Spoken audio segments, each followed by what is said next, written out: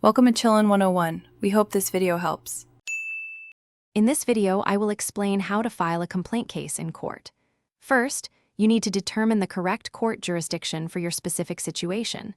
This is a crucial initial step. Next, identify all parties involved and clearly understand the legal basis for your claim. Finally, gather all relevant documents and evidence that will support your complaint. This thorough preparation will lay a strong foundation for your case. Once you have completed your initial research, it is time to draft your formal complaint document. This document must clearly outline all your allegations. Be sure to state the facts of your case, the specific legal claims you are making, and the relief you are requesting from the court. It is essential that your complaint adheres to all court rules regarding its format and content, which can vary. After drafting, the next step is to officially file your complaint with the appropriate court clerk.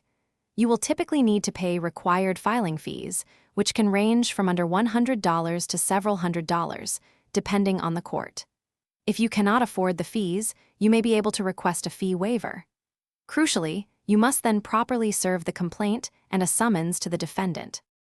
Once your complaint is filed and served, you will await the defendant's formal response.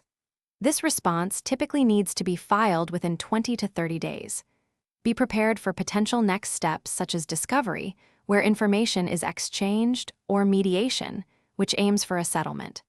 For more complex cases, or if you feel overwhelmed, strongly consider seeking legal counsel to guide you through the process.